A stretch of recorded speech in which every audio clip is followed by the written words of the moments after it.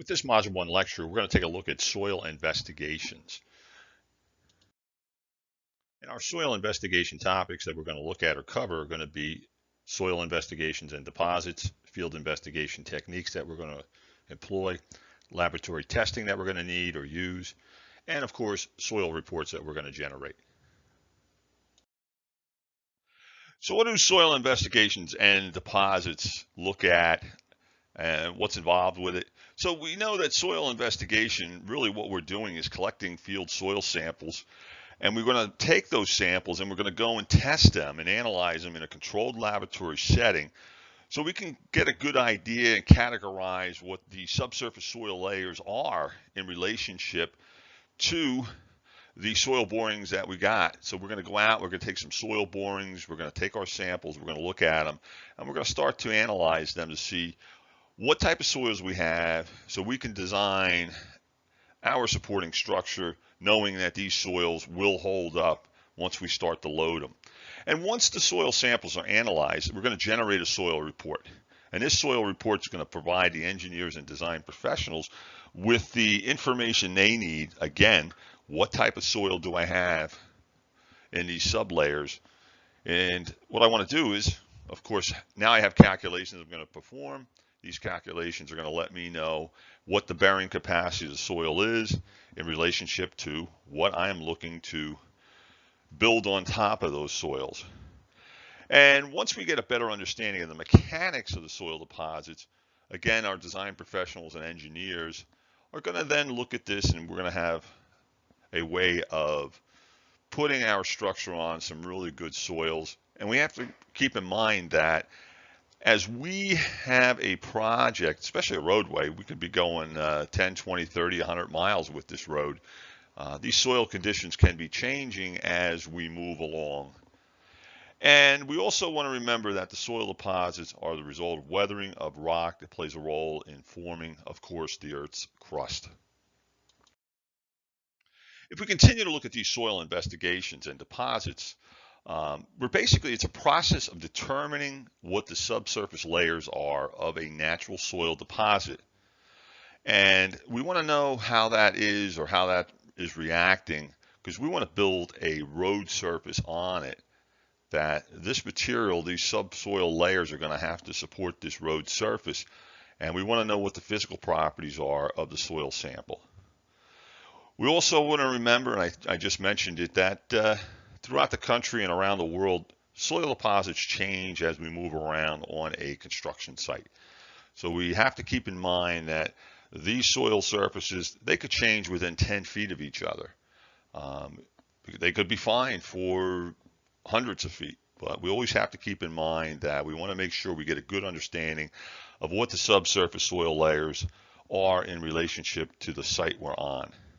And as well as this information, we also want to get the vertical depths that we're going down, because we may have to excavate soil materials out and bring in new materials in order to meet the design requirements that we're basing this supporting structure on.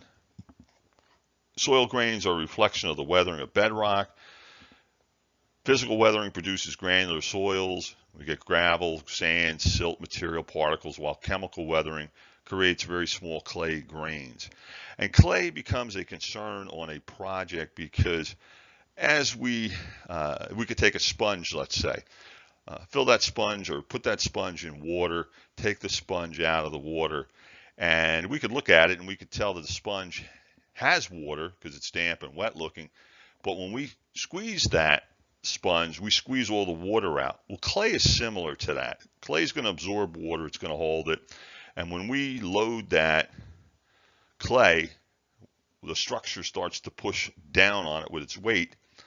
This water gets squeezed out or pushed out of the pores.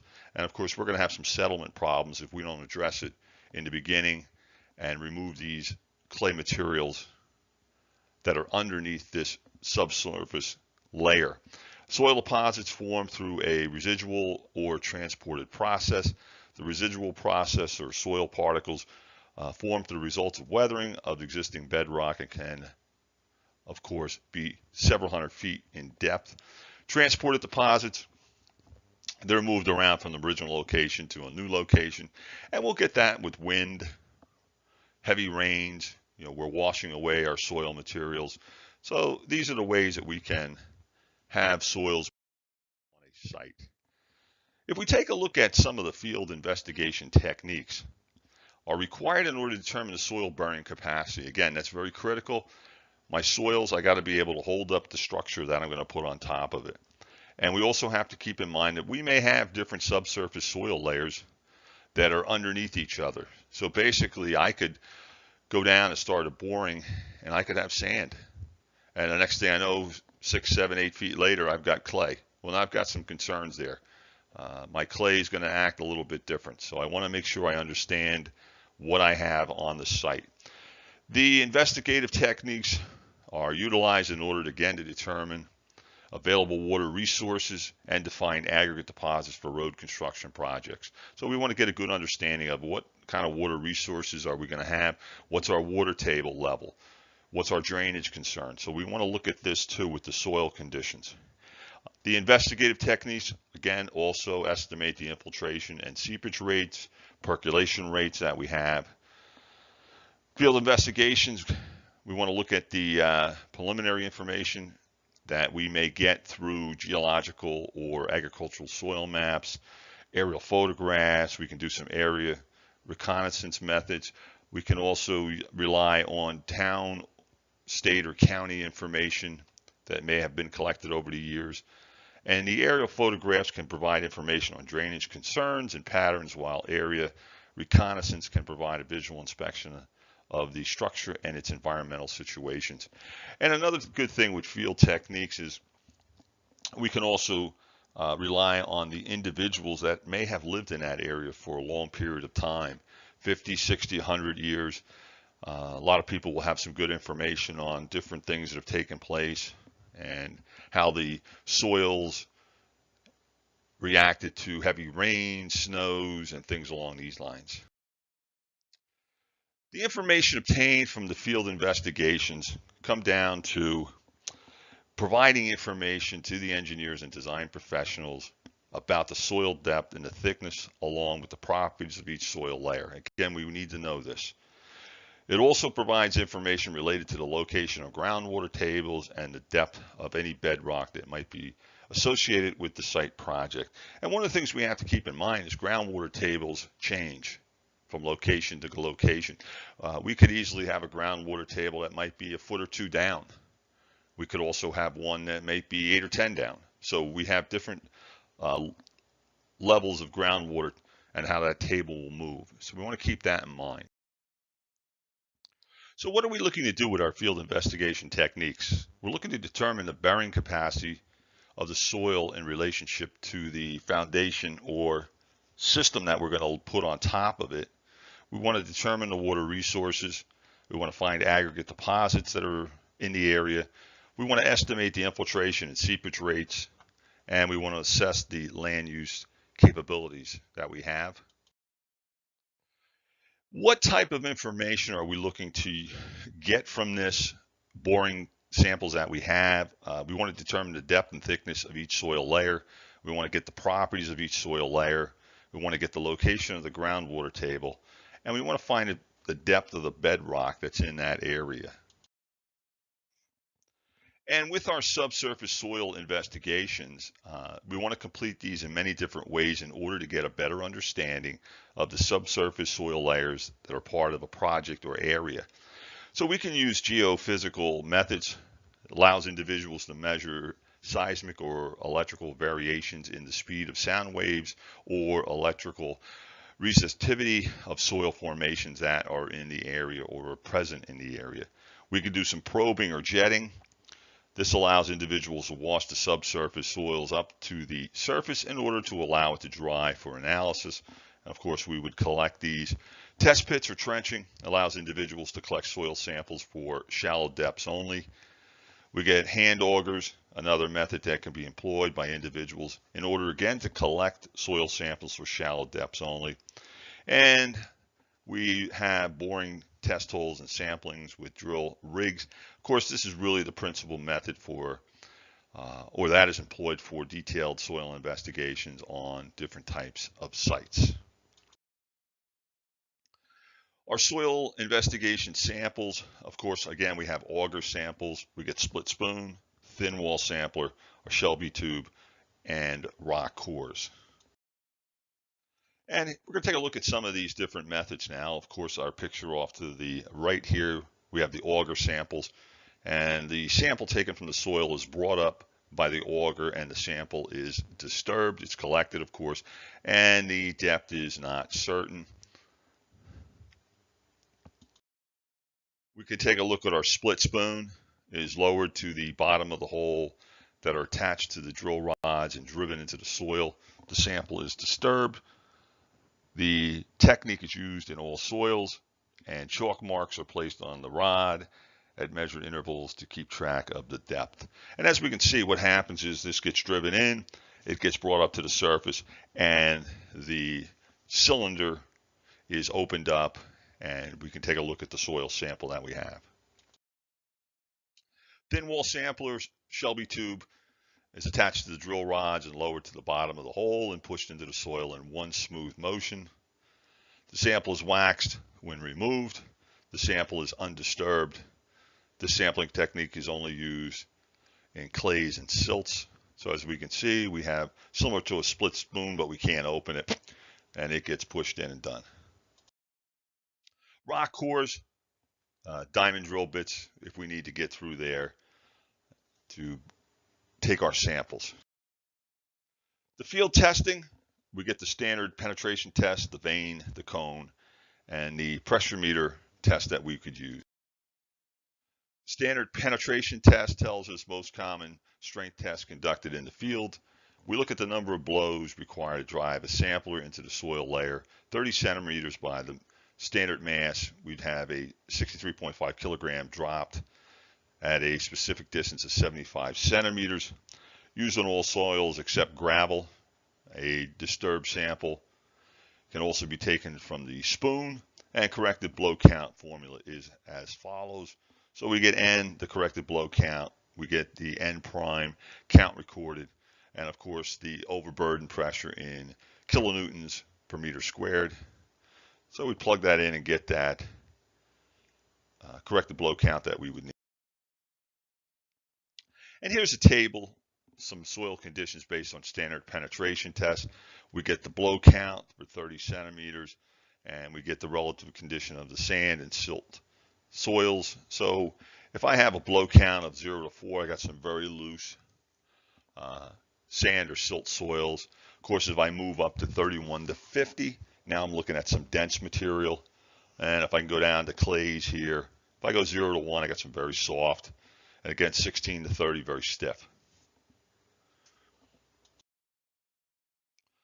If we look at our field testing, the vane is shoved into the soil and torque is applied until it twists. The vane procedure measures cohesiveness in the soils, or clay in this particular case. The cone, the simple cone, is driven into the soil with the number of blows required for each foot or meter being recorded. So again, we would mark the 1 foot intervals and move that through to see how far we go down. And the cone procedure indicates the depth of fill or the depth to a layer change that we would have. Pressure meter test is a probe consisting of 3 cells that are separated into an upper and lower unit that prevents the middle cell from expanding vertically. And with the test, pressure from a gas is applied to the probe, and any volume change is measured by a volumeter. With this test, settlement predictions and shear strength can be evaluated. Let's take a look at the number and depth of the test holes that we would have. So the following tables provide the general requirements for determining the number of depths of the test holes required depending on the structure that is going to be built based on the soil types that exist. So again, here we got some boring depths that we're going to look at. So basically, what's the building width? In this particular case, it's meters. Number of stories I'm going to go. And then I have the boring depth in meters that I'm going to be required to do. So if I have a building that is 61 meters in width, and I'm going to go 8 stories, I would then be looking at boring depths of 20.7 meters and so on. So that's how we would use the table. The boring spacing, now of course it's the type of project I'm working on or working with. What am I spacing these borings? So if I have a highway, which is what we're looking at, I'm going to be spacing at 250 to 500 meters when I do my boring test. Water table evaluation. We measure down the hole to the water table as water fills the hole. So as we do our boring and then we have the water flowing in, we're going to measure down to it. Easily done for granular soils, and the piezometer for fine grain clay soils is used.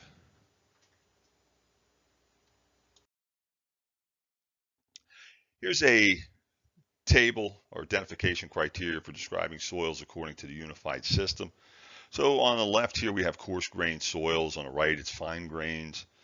And we're going to look at these and evaluate the soils based on what we have.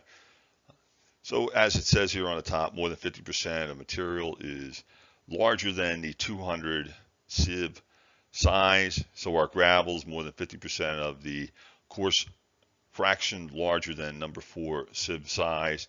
And in this particular case, if I have a GP, it's poorly graded gravels, gravel sand mixtures, little or no fines.